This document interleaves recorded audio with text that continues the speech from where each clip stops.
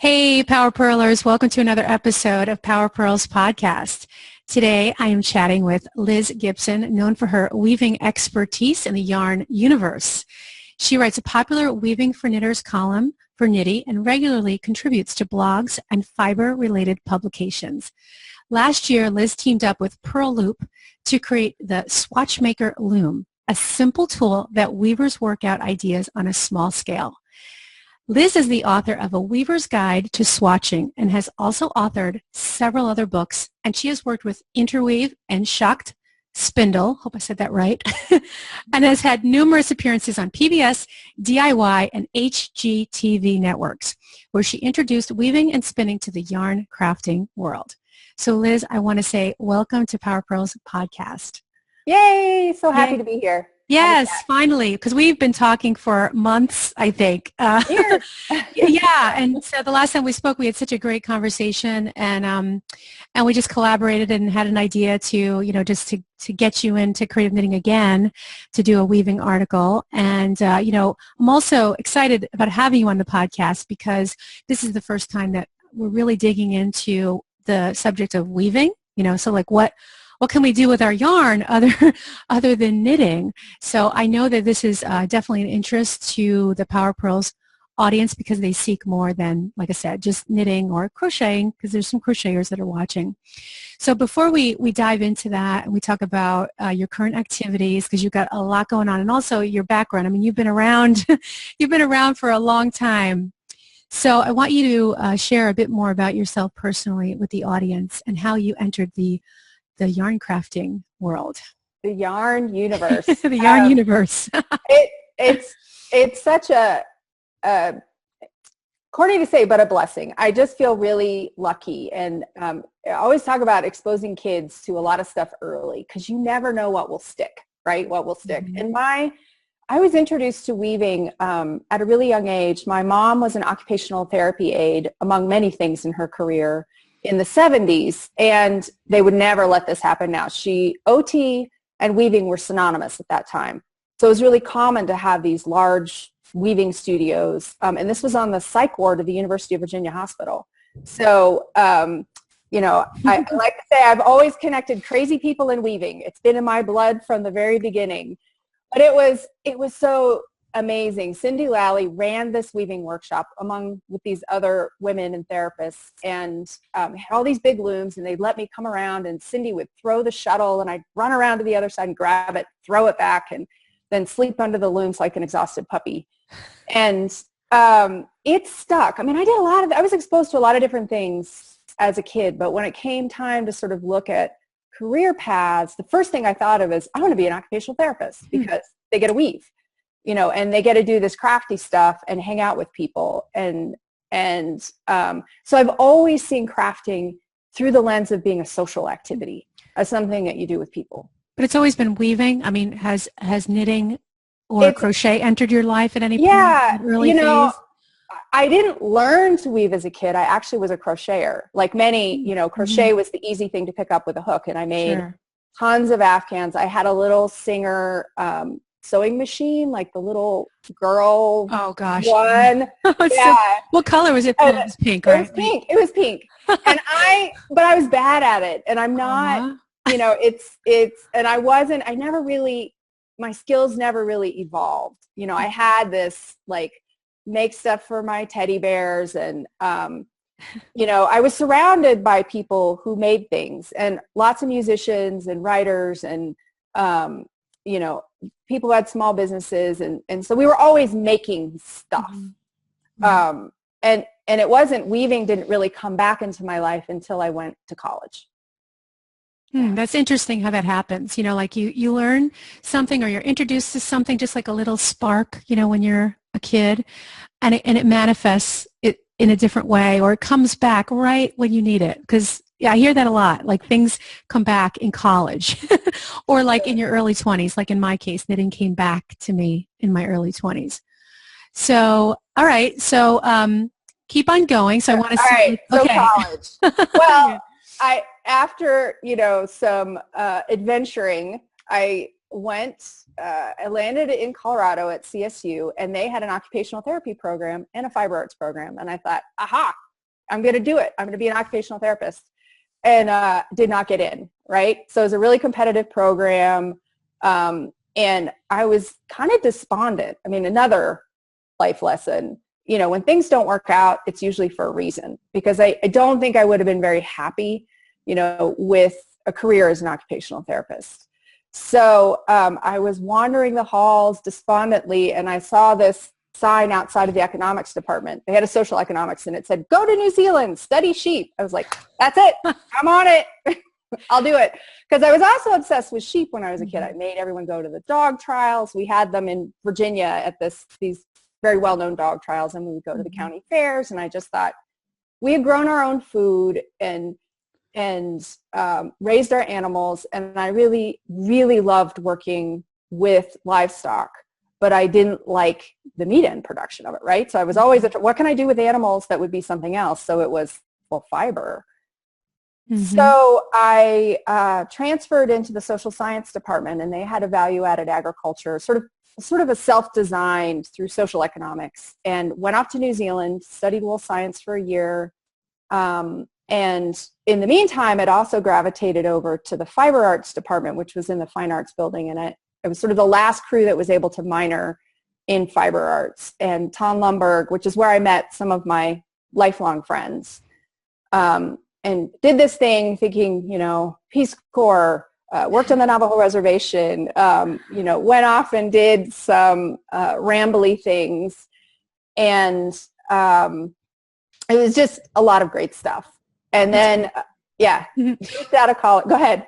No. Sorry. No, you keep going. Well, I dumped out of college. So you do this, you know, this exploration. What am I going to be? Because college is an interesting experience too. You get to try on a lot of different things. And I was on the 7-year plan, right? Sort of bopping around trying to figure out how to make a life with these things that I was interested in. And for whatever reason, I just kept pursuing anything that had to do with weaving and sheep and fiber and people. Just kept at it. And when I got out of college, I landed in Estes Park and just stumbled upon an alpaca farm, the Switzer's farm up there, and was their barn girl for a while. And I got a job with a nonprofit. They needed somebody to do arts programming for a mentoring program. So I worked in there, and eventually they had offered me the position of executive director, which I did. And it was an amazing experience in, because I'd done some arts administration classes and grant writing and running a nonprofit and fundraising. And I was doing very little arts programming at that point, right? It was just purely being an administrator. And then the sort of, the moment that sort of has defined my career since then is my college friend, Amy Clark Moore, was at Interweave, and I kind of had no idea that Interweave was in my own backyard. I was, you know, it was there. I didn't have a lot of relationship with the folks during college, which is ironic because afterwards I ran their intern program when I ended up there. But she was promoted to as being the editor of Spinoff, and she said, "Hey, you know, we have this position opening up. I think you would be great for it. I think you should apply." And I had done some, well, I shouldn't say I didn't have any relationship with Interweave, because I did volunteer for Nature's Dyes. I was the only natural dyer in the program, and I got this really plum, like, assist John Marshall, who's an amazing indigo dyer, and helped put this on, which is where I met Marilyn Murphy. So I sort of knew it was there, but didn't kind of get it. So it was a job for an assistant editor, and I applied and got it. It was part-time, and eventually became managing editor of both Spinoff and Handwoven, and then eventually full-time Handwoven. And then we bought Knitting Daily TV, and I was the only one in that world that had television experience. But it was such an interesting time to be in publishing, because I truly joined, when I joined, Interweave had only had email for like a year or two. And our team was the first one to put together a digital product to sell. So we were transitioning from, you know, publishing, from going from a print sort of literary approach to a digital free for all. But it was primarily in those days TV, right? So, Oh yeah, or you know, because no one was really embracing the online digital until really. I mean, I think Interweave was already getting in there around the same time, but Craftsy really made it a big deal for everyone. Really hit that, you know, hit a home run with that for everyone, and then here we are today. But you know, back then you were at the forefront. You were on the ground level. So there were so many opportunities for you at that point. Well, and it was interesting to be in it while it was happening because, you know, PBS, HGTV, and DIY were where a lot of that program, I mean, you know, Elizabeth Zimmerman, we had, you know, I mean, this is where we got that approach. And I was fortunate enough in just lucky. You just keep looking and you just take the opportunities. Our community college had a professional certificate in video production and editing, and having the other things my family did was theater. My mom was a television talk show host in our town. I had this experience with studio work, but I loved editing. I liked the production part. So I went off and did that certificate. At the same time, Interweave was sort of like, ooh, how do we do this digital thing? It was coming on strong. And again, change sort of after being at Interweave for nearly 9 years, I kind of realized I'd done everything I was going to do in that environment. I'm really not, there wasn't anything left for me to do. And the opportunity came up. I called up Jane Patrick and said, hey, what's going on at Shacked? You know, you guys need any help over there? And they were very kind and brought me over into the sales and marketing department. Jane was looking to do some other projects, and that was pivotal for a couple of things. I also did half a master's in adult education. Well, I mean, it's just sort of messing, right? You keep doing this stuff, and seeing manufacturing and the shop community there. I mean, I'd worked with shops at Interweave, but this other piece that was happening was sort of cemented my view of the industry itself in a lot of different ways. And then things changed. I was there for just a couple years, realized sales and marketing was probably not where my heart was. And personally, I was commuting from Loveland to Boulder, and that was getting to me. It was too long, so I was going to have to make a choose. So I went rogue. At that point, I went off on my own. I had this video production background, and I actually worked for Craftsy as a freelancer during its startup phase. So they were looking to build out their spinning and weaving content.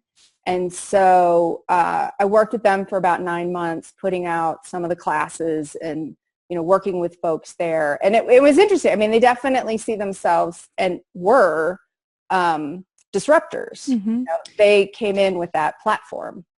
So let's kind of switch gears a little bit and talk about that pivotal moment when yarn and weaving kind of became a thing, because I know, gosh, more than 5 years ago, I mean, I started seeing the little shacked, you know, the little weaving. Yeah, the cricket. Yeah. I'm like, what am I calling that thing?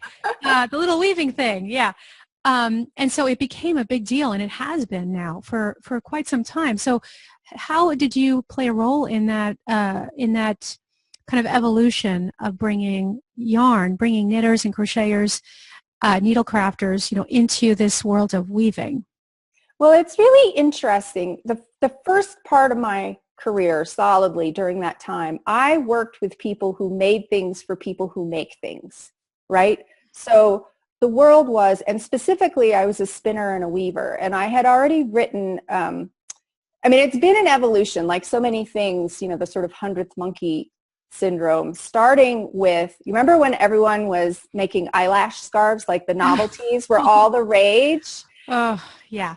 Well, Ashford got busy, and we knew rigid huddle weaving was the gateway to weaving, and it's pushed beyond that. I mean, we can talk about modern weaving later, but that gateway to sort of those weaverly skills, and yet the tools needed to evolve. There needed to be new tools to make this a more accessible craft. And so Ashford brought this prototype. We were at a store, and they said, here, try this loom out. You know, we're we want to get your feedback. And so that was the knitter's loom.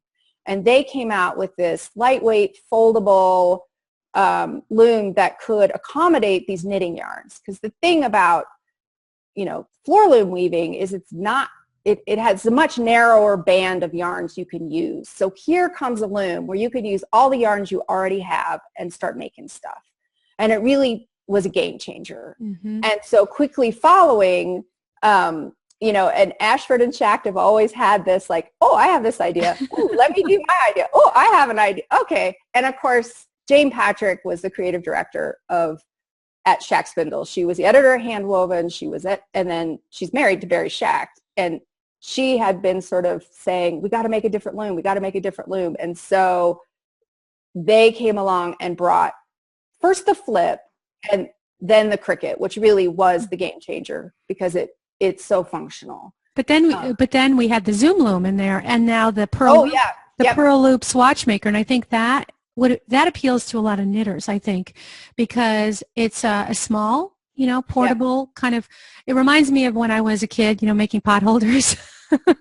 But I mean, I think that's kind of like a good bridge for a lot of knitters. Absolutely, because you can use, pretty much not any weight. Yeah, I guess you could. I mean, you can use any weight yarn on that type of a loom. So, the swatch, what is it? It's called the swatch. Well, the swatch maker, and there's the stash blaster, and she had already done. And Marianne Moody set the world on fire. And for those that have been around what she did is made weaving craft friendly. She made it incredibly approachable to where it's a creative exercise, not necessarily a making exercise, right?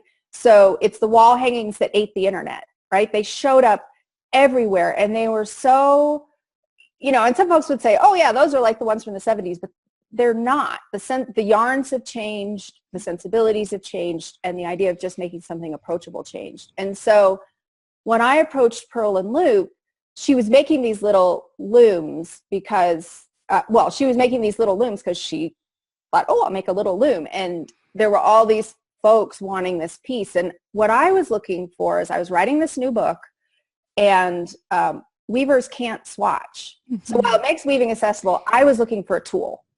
And I know knitters think swatching sometimes is a dirty word, but for weavers, we're envious. No, I think that's great. I mean, I think that the title of, this from being an editor, the title is so important. If you get the right title, it's like gold. And you have the title, A Weaver's Guide to, we're talking about your book, right? The Weaver's Guide to Swatching, because you have many books. And I really like your tagline. So we'll get to that, the subtitle, and we'll get to that in a second. So so now that that was my next question. So now that we're in that mode, we've segued to this. Tell me, so let's talk about this book and how it's a great swatching guide and how, that appeals to knitters. They team up with the looms themselves. So the looms came first, and then I realized people needed a system for using it. So this was my first venture into self-publishing. So, soup to nuts, putting out the book myself. And it both teaches you how to weave on a frame loom because it's immediately accessible, and there are always tricks. There's ways to make it faster. There's ways to add pickup sticks and loom there's ways to make it more efficient. But we, as a person who wants to make stuff and you want to design your own things, the designer's path is you get an idea, you test it, you swatch it, right? You figure out, will these yarns work? Will this finishing work? Will this set work? So set is the weaver's gauge, right? What size needle, we say what size heddle do I need? And then you wash it, you test it, you go through, and then you design a bigger project from that. So the swatching and these small frame looms allow you to follow that process so that you can fail faster. And that's really what we're talking about is risk management. And rather than, That's great, I love it. Warping up this whole thing because we can't frog it. There's no ripping out for us. Mm-hmm. We really need to be able to test and the loom, because their frame looms aren't new. They've been around forever, but they weren't in these finer sets that weavers use. They weren't in the gauges that we needed. And so rigid huddle weavers primarily use 8, 10, and 12, or their metric equivalents, which are close enough, really. And then you can double the threads, so you can get 16, 20, and 24, which is also very common for the floor loom weaver. So this is that entryway into the idea. You know, weavers call it sampling, and sampling is just like, oh, that sounds boring. You know, that doesn't sound very interesting. Whereas I treasure my little swatches. You know, I put them on little O-rings. I have notes on them. I have them hanging up in my studio, and they're like little memories of where I've been, and they save me. In writing the book, it was an enormous number. This was a new book for Interweave, so it was an enormous number of projects designed and executed in a really short amount of time. Well, and the thing that I love about this idea of the swatches, which you can make on the pearl loop looms and the zoom loom, and that's what you're talking about. That's the idea. Yeah. That was where this idea of swatching or sampling came from. I mean, that's why you kind of brought that to the needle and arts enthusiasts. And so you can take that little square and you can pick up stitches and you can add it to a bigger project. You can knit into that square.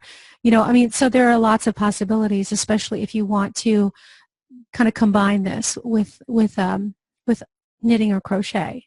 Yeah, and I want to clarify the difference between the two looms, because the zoom loom you can't really use any yarn with it. It's a little more fixed because the prongs are a fixed relationship. So, you know, I mean, you can use any yarn with it, but you can't test sets in the same way. And the zoom loom creates a square with no fringe.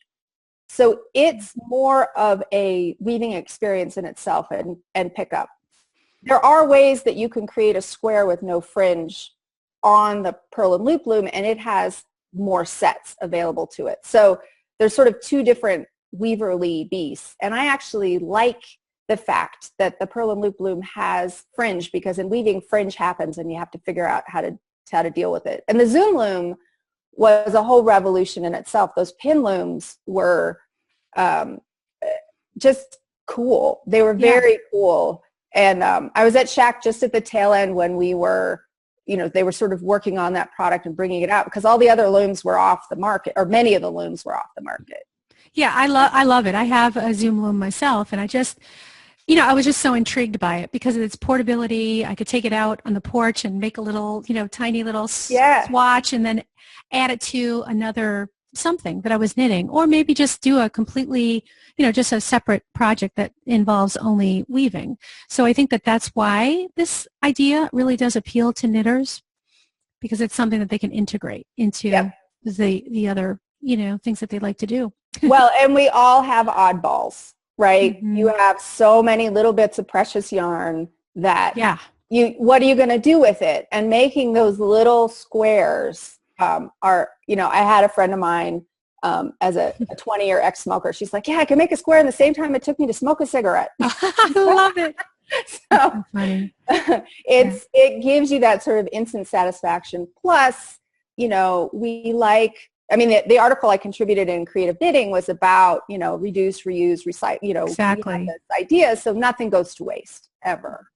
Yeah, it's a very cute little pin cushion. So actually, I have it right in front of me here. So, but it's a great article. I mean, like, you did all the photography, so we have that right here. So it was fun. Here's my screen to get to see. So that's the summer issue of Creative Knitting.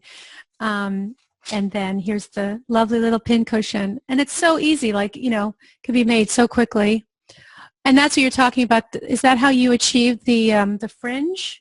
Is that, or is that so on the frame looms, you're warping, and you're warping around the back. You can either sort of warp around the pegs, so there's no fringe, but if you warp around the back, you get pegs. And when I first started weaving, I sort of thought fringe was a necessary evil, and I have so come to embrace it, where I really love to figure out what to do with that to really show it off. And of course, trends change. It doesn't hurt that the boho aesthetic is so strong right now, and the weaving aesthetic is in fashion very strongly right now. And, you know, I've been in this industry long enough that, I mean, we all have, that you see the trends come and go. And I'm very grateful that we're on trend at the moment in terms of our craft, because that helps with, you know, people wanting to learn it.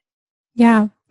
And I wanted to go back to the subtitle because I love it. How to fail faster and weave better. So a lot of people hate to hear that word. You guys, I know you do. Fail faster. You know, you've heard that term, fail forward. So, you know, can you elaborate why someone would want to spend time failing faster? Yeah. I don't, you know, it's like that 10,000 hours of mastery. And I talked about this in my Life After Warping, which was a video workshop with Interweave. Just, you know, I've woven a lot of bad cloth in my days. And that when you are in the magazine world and you're putting stuff out, it's always this polished perfection. What nobody ever sees, and we always lamented it and never could quite figure out how to do well, is to show all the disasters. Like the stuff, I mean, my first knitted, like when I was a kid, all those things I was making, you know, they delighted me, but they weren't perfect. They weren't what I was going for. And you have to make a lot of that to really get the mechanics down. So it's way better to do it on a small scale than a big scale. Absolutely.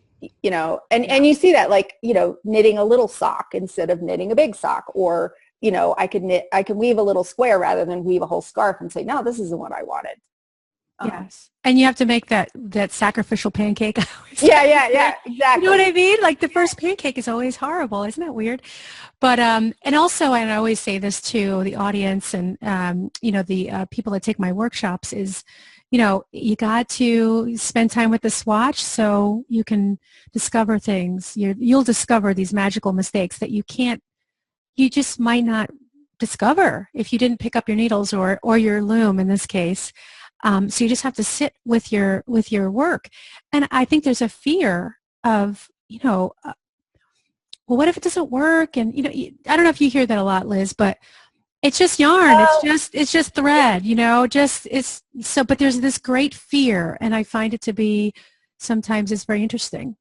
I think it's the pinsanity of the world, right? Like we see all these beautiful Pinterest and Instagram feeds and everyone else's stuff is lovely. And, you know, the sort of keep it 100, right? Like, and I can be guilty of that as well. You know, I don't necessarily share. I love taking a beautiful photo. And so, you know, we don't always see the messy. I really, my friend Kim Worker with her, you know, the mighty ugly approach, like, just make it, learn some stuff, you know, get it out there.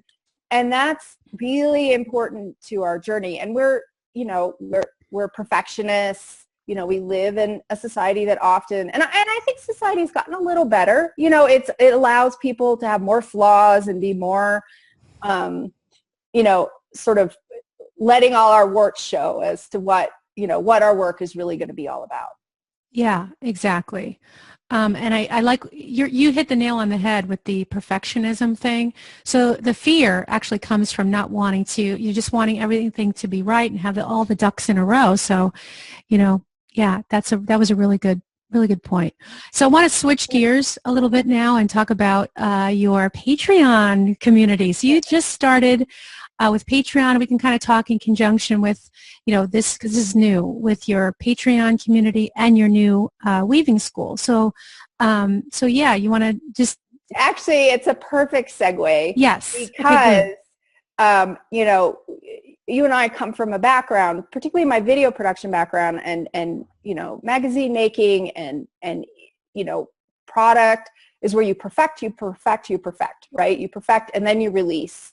And what I did with Patreon is I said, let's do this together. Let's not do all of this perfection behind closed doors. So I had this moment last year. So I was doing business-to-business consulting and work until about, 2000 and a couple years ago. So I decided to give myself a sabbatical and say, you know, I'm going to, and this gets to Patreon, I promise. Okay.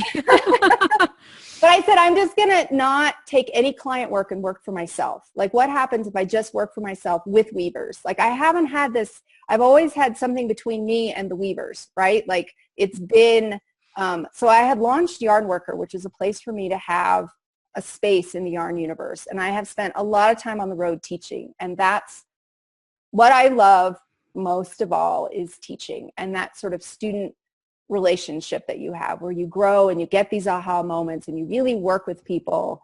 And so I took a year off. I wrote this book for Interweave. I tried a bunch of stuff. And while I was teaching, first time ever, I shipped my samples, right? I didn't sleep in the same bed one weekend to the next all last summer. I was so like on the road. And what could happen, right? I've shipped things for 20 years and I've never lost anything. People's precious objects, I'm going to ship because it's going to make my life easier. Well, they got caught up in a train wreck and I lost half my samples. So half of my accumulative body of work of patterns and stuff that I've done, I literally got back a box that had like, road rash on it. So some of the projects, it was a blow, and it was a weird thing to recover from because I was tired. I've been traveling so much, just trying to sort of figure out what am I going to do next? Like, where am I going? And just one of those moments I said, I got lemons and my only choice is to make lemonade. So I invited people. I said, I got to reweave these things. Do you want to weave them with me? And so I launched a Facebook group and I opened up a Ravelry thread and I said, let's warp. I just had a new video workshop come out and we started with double weave and it was so fun. I haven't had so much fun in a long time. And they were patterns that already existed, they're from my books or from videos or from Knitty or, they were out there. And revisiting them also was like revisiting these old friends. And so we wove along and by golly, my sample box is full again. And in the course of doing this, is totally free. I didn't ask anything, I was just like, let's do this. And so then the thing was, well, we want to keep doing it. So I thought, all right, well, this is also, Facebook groups have their limitations from an instructional design point. This wasn't really organized. I didn't do it as a highly organized weave along. It was like, I offered support, but it wasn't, like what you get in a shop or what you get on, where it's beginning, middle, end.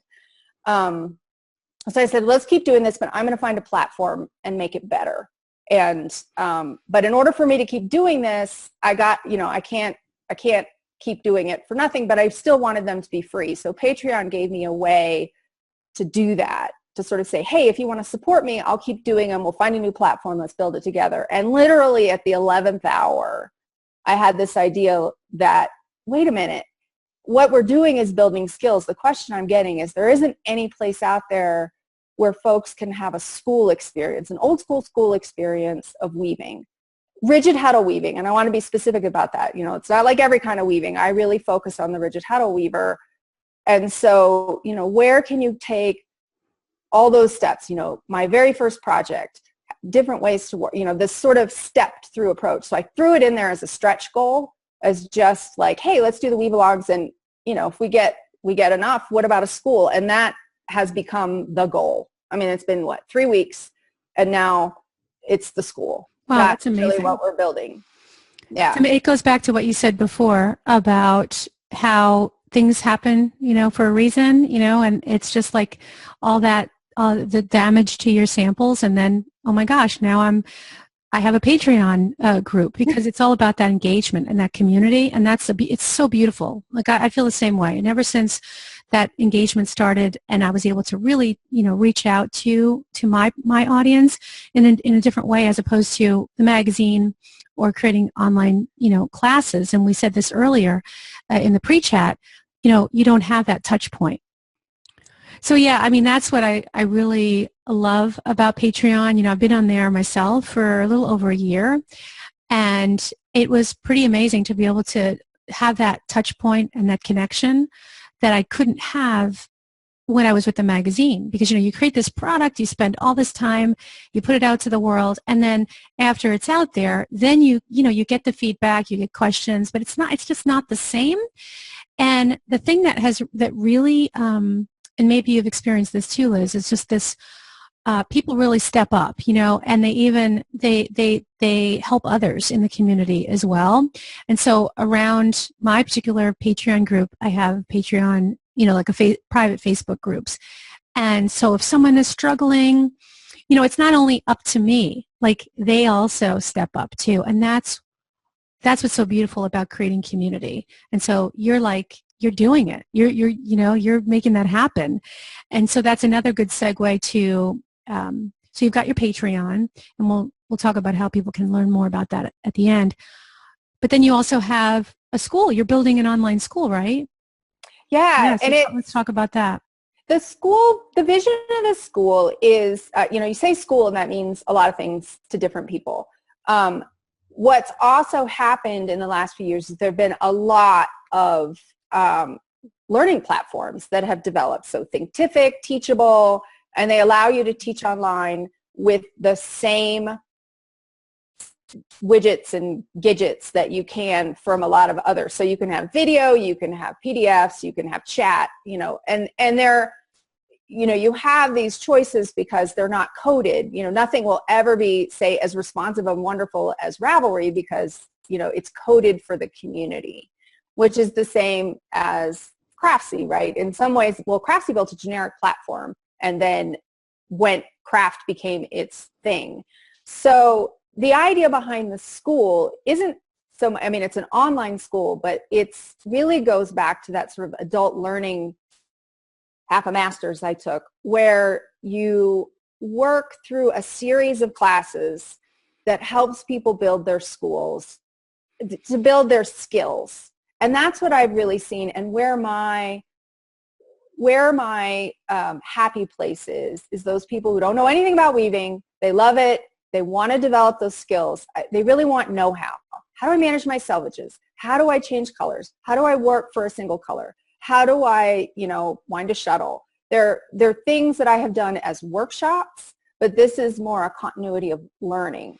So the school part is more, so there are these weave-alongs, which will continue on the school platform, and they are free and open to the public. And of course, I'd love it if you support through Patreon, because that's the way we keep them free and open to the public. And so it's a project-based learning. Some are, people always ask me, is it appropriate for beginners? And when you're weaving a project, in this kind of environment, I've seen rank beginners do things that are seemingly incredibly complex because the loom is fairly straightforward itself. Then the school part offers a series of classes that helps you go from sort of ground zero to being weaving confident. And that's where my goals are. So they're connected to one another, although they can also be standalone, right? You still could take the work, whatever class you felt appropriate for your schedule, but I want to graduate weavers, not that you have to, master all these skills. And then I get taught referred to as an expert or a master weaver a lot. And I don't embrace that. I really think of myself as being more road tested. I have taught a lot. I have seen all the mistakes. I have made all the mistakes. And I've just learned a friendly way to help you keep weaving. And that's really just the goal. And to make learning fun. Yeah. We've all had those really great teachers in school who really made learning fun and practical. And so if someone wants to open the door, and start a class. So let's say they want to start with a challenge. So you said that the challenges are free. Yep. So do they enter through, let's say, do you let your patrons know? How do they get to the challenge? Do they go to your school? Yeah. Well, remember, this is 3 weeks old. Okay. So there is you're still learning. There is no school built. We are doing a school raising. We're doing a good old-fashioned barn building. But I do have a platform. I'm going to use Thinkific as a platform to do this and for the build out. And I have an intern who's joining me this summer. I teach at New Mexico Tech, so I teach in a university setting. She's coming over. We're going to spend the summer filming. The weave-alongs continue. So the next weave-along is in June. We're going to start weaving along with my new book, Handwoven Home. And the Patreons get sort of a producer's say. So they get a vote on what project we're going to weave, and we have conversations there. So they get a little more say in the direction of where the weave-alongs are going. And, you know, like all Patreons, I have rewards for different levels. And then while we're doing this, I'm building out the school. So the idea is this summer to get 3, 4, 5 classes in the can. We'll see how many we can get done, because it's just me and a camera and a helper. You know, this isn't, I'm not building a studio. If you go on my YouTube channel and you check out my videos, that's what you're going to see, except it's going to be broken down into a classroom setting, right? There'll be lessons, and there'll be a video for each lesson, and there'll be a PDF download, and there'll be a way for you to ask questions. That's great. So yeah, so if they're on Patreon, they really get on the ground floor because they have a say in what's going to happen with the challenge. And then quite possibly this is going to become a course, you know, and that's what I think is great about Patreon, because they get to kind of be right there at the forefront. And so on Patreon, is it patreon.com/Liz Gipson? Okay, that's cool. And the class, is there so they can go to the online learning platform now, right? No, not yet. Not yet. So just the challenges. The challenges are in.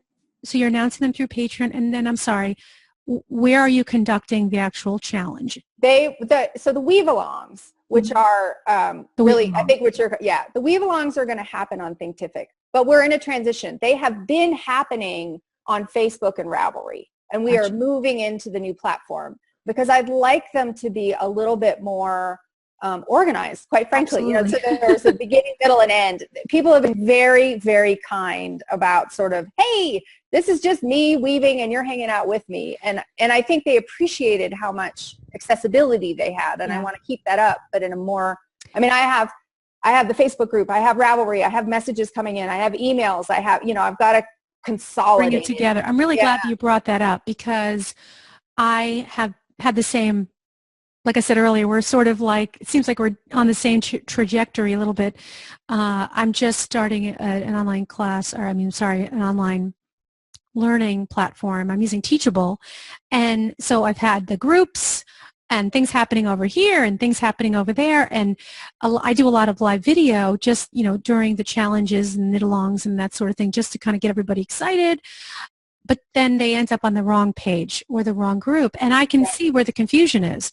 But if they sign up for the challenge through my Teachable school, then it's all there. Even it's very similar to like if they were to buy a workshop, the challenge is a module, right?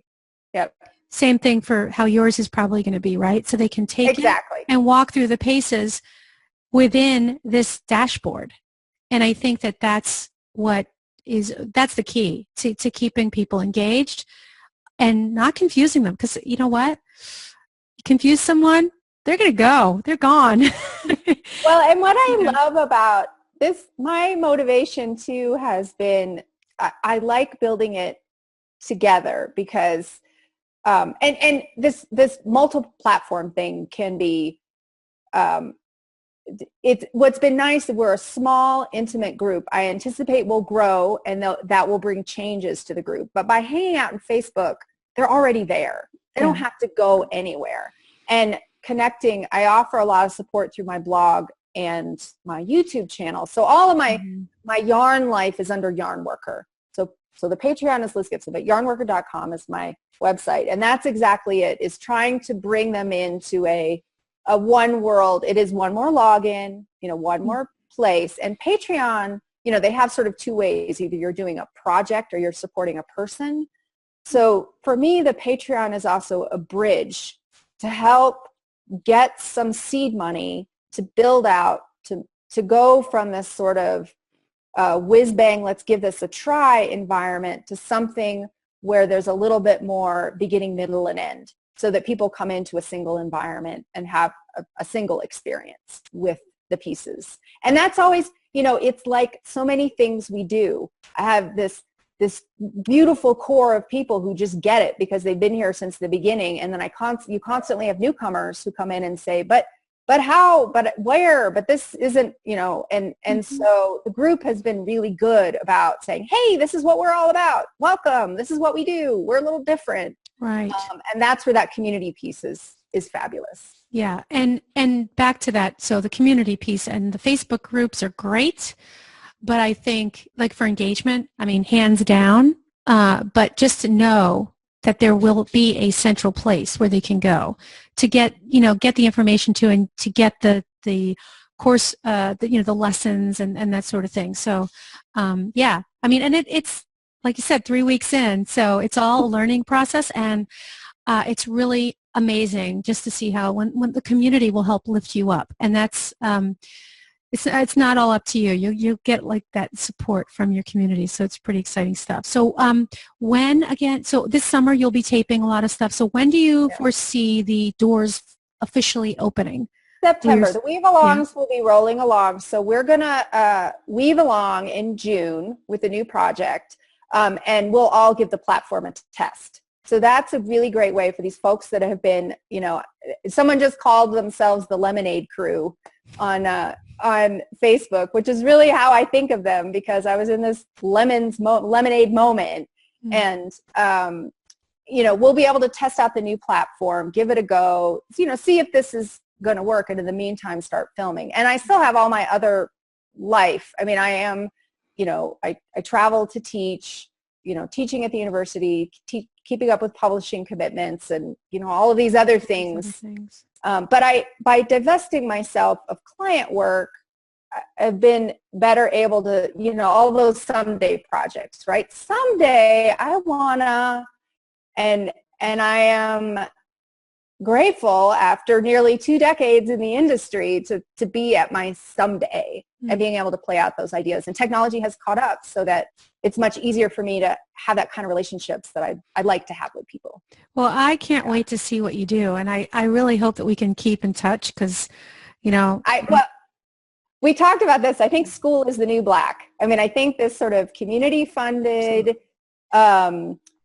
sort of more highly niche-y content, and with, individuals is you're going to see a lot more of this emerging for folks. And I think that maybe, and I'm just talking off the top of my head, but maybe there's a webinar in our future together. We can do something for our communities and collaboration. Yeah, yeah. That would be a lot of fun, and because, like what you said earlier, I don't know if it was in the pre-chat. I don't know when you said it. Maybe I just imagined that you said it, but it's an amazing community that we're in with just this, the yarn and, just being a crafter, being a maker. And, it's like everyone that I've met, on my path, whether it's, the people in my community, people like yourself, other editors and makers, it's like we're all friends. I feel like, it's not just, yes, we're, we know each other in the industry and we've done, things together, but I feel like we're all friends. Yeah. Well, we're all about the same things. We have the same commitments to the work that we do. Mm-hmm. And, those relationships are like money in the bank to me. The relationships that I have with my previous employers, with collaborators, with the makers themselves, people such as yourself, over the years, they just, they're really, really important. That relationships matter. Absolutely. And there's a piece of advice. Don't burn bridges. Right. It's so true. Because when you do, life is ironic and things come back. They always come back full circle. But it's about just always feeling the sense of gratitude, for everything, all the stepping stones. They're all stepping stones, And so where I am, where you are, I mean, these are all new creative chapters. That's all that it is. And being grateful and appreciative for everything that came before it is the answer to the future successes. It's so true, which I feel very grateful that at the midst of launching this school, I'm also supporting the new book with Interweave, Handwoven Home, because that's also, working. I still relish working with publishers and, creating content in a different kind of world. And the fact that we can do both and lift each other up is also just speaks to that beauty of collaboration and relationship. Mm-hmm. Definitely. Well, this was fun, and I know we already shared how people can find out about you, but why don't you, one more time, share the websites and all the social stuff so the listeners can learn more about you. So yarnworker.com is my website, and that's the best portal to find everything. I'm on Facebook and Instagram, where I hang out the most, at Yarnworker. Ravelry, I'm the Cashmere Kid. I've been there since the beginning of time. I have goats. That's another story. And then on Patreon, you can find me as Liz Gipson. So I have a little, on my website, if you go to contact me, I list out sort of, where I hang out, when, and do what. But yarnworker.com is the best place to sort of land. And wherever you hang out, I'm probably there. You're probably, because I see you on Instagram, and Well, this was great, and I love your little fireplace behind you. I feel really warm and cozy. So, it's nice. It's nice. It has a heater, and then it's light when it's not. The heater. It's so cool. Love it. So anyway, this was great, and let's keep the conversation going, and take care. Yeah, it's so good to chat. Yeah, definitely. I'll see ya.